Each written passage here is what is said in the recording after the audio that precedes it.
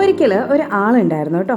അയാളുടെ സ്വപ്നം എന്ന് പറയുന്നത് വലിയൊരു ബിസിനസ് ആകുക എന്നുള്ളതായിരുന്നു. അയാൾ ഈ വലിയ ബിസിനസ് ആകാൻ വേണ്ടിയിട്ടുള്ള അയാളുടെ പദ്ധതികളും പ്ലാനുകളും എല്ലാം തന്നെ അയാളുടെ കൂട്ടുകാരും ഒത്ത് ഷെയർ ചെയ്യാറും ഉണ്ടായിരുന്നു.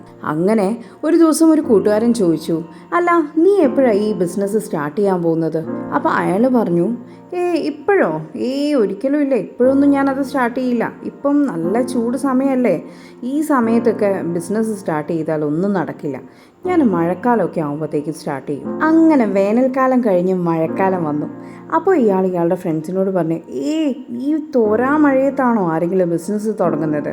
ഇനിയിപ്പം ഓണമൊക്കെ ആവട്ടെ, അപ്പോഴാകുമ്പോൾ നല്ല ബിസിനസ്സും ഉണ്ടാകും, നല്ല രീതിയിൽ ബിസിനസ് സ്റ്റാർട്ട് ചെയ്യാൻ പറ്റിയ സമയമാണ്.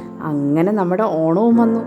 ഓണം വന്ന സമയത്ത് ഇയാൾ പറഞ്ഞു, ഇപ്പം ആരുടെ കയ്യിലാണ് പൈസ ഉണ്ടാക്കുക? ഇപ്പോൾ ബിസിനസ്സൊക്കെ സ്റ്റാർട്ട് ചെയ്തിട്ടുണ്ടെങ്കിൽ ആരെങ്കിലും എന്തെങ്കിലും വാങ്ങാനൊക്കെ നിൽക്കുമോ? എന്തായാലും ഓണം കഴിയട്ടെ, ഇനിയിപ്പോൾ ന്യൂ ഇയർ ഒക്കെ ആകുമ്പം അന്നേരം ബിസിനസ് സ്റ്റാർട്ട് ചെയ്യാമെന്ന് പറയും. അങ്ങനെ സമയം പോയി, ന്യൂ ഇയറും വന്നു കേട്ടോ. അപ്പോൾ ഈ പുള്ളി പറയുകയാണേ, ഞാൻ എന്തായാലും ഒരു ജോത്സ്യനെ പോയി കാണട്ടെ, ജോത്സ്യൻ്റെ അടുത്തുനിന്ന് നല്ലൊരു സമയമൊക്കെ കുറിച്ചിട്ട് അങ്ങനെ ബിസിനസ് സ്റ്റാർട്ട് ചെയ്യാമെന്ന്. അങ്ങനെ ദിവസങ്ങളും മാസങ്ങളും വർഷങ്ങളും എല്ലാം അങ്ങനെ കടന്ന് പോയിക്കൊണ്ടിരുന്നു. ഇയാളിങ്ങനെ ഓരോ പ്രാവശ്യവും ഓരോ എക്സ്ക്യൂസസും പറഞ്ഞ് ആ ഒരു പെർഫെക്റ്റ് ടൈമിന് വേണ്ടി കാത്തിരുന്നു. പക്ഷേ ഇയാളുടെ മുടി നരയ്ക്കുക എന്നല്ലാതെ ഇയാൾക്കൊരു പെർഫെക്റ്റ് ടൈം വന്നതേയില്ല. അങ്ങനെ അവസാനം ഇയാൾ എന്താ അറിയോ പറയാൻ തുടങ്ങിയത്, ഇനിയിപ്പോൾ അടുത്ത ജന്മത്തിൽ എങ്ങാനും ആയിരിക്കും എനിക്ക് ബിസിനസ് സ്റ്റാർട്ട് ചെയ്യാനുള്ളൊരു യോഗം ഉള്ളത് എന്ന്. ഈ ഒരു സ്റ്റോറി നമ്മൾക്ക് എല്ലാവർക്കും തന്നെ പാഠമാവണം. ഒരു പെർഫെക്റ്റ് ടൈം എന്ന് പറഞ്ഞൊരു സമയം തന്നെ ഇല്ല.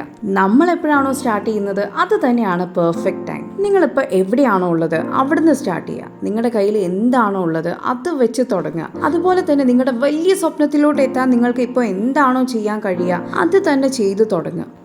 നിങ്ങളെ തന്നെ വിശ്വസിക്കുക. നിങ്ങൾ എത്ര പെട്ടെന്ന് നിങ്ങളുടെ സ്വപ്നത്തിലോട്ട് എത്തിച്ചേരുന്നു എന്നതിലല്ല കാര്യം, നിങ്ങൾ ഇപ്പോഴും നിങ്ങളുടെ സ്വപ്നത്തിലോട്ട് നടന്നു നീങ്ങാൻ ശ്രമിക്കുന്നുണ്ട് എന്നുള്ളതിലാണ് കാര്യം. ഇതിൻ്റെ ഇടയിൽ പലപ്പോഴായിട്ട് നിങ്ങൾക്ക് മടുപ്പ് തോന്നിയേക്കാം, പക്ഷെ ഒരിക്കലും നിങ്ങൾ തോറ്റു കൊടുക്കാതെ ഇരിക്കുക. നിങ്ങളുടെ സ്വപ്നത്തിലോട്ടുള്ള യാത്ര തുടർന്നു കൊണ്ടേയിരിക്കുക. This is advocate Vishnupriya Shivaji. നിങ്ങൾക്ക് എല്ലാവർക്കും നല്ലൊരു ദിവസം ആശംസിക്കുന്നു.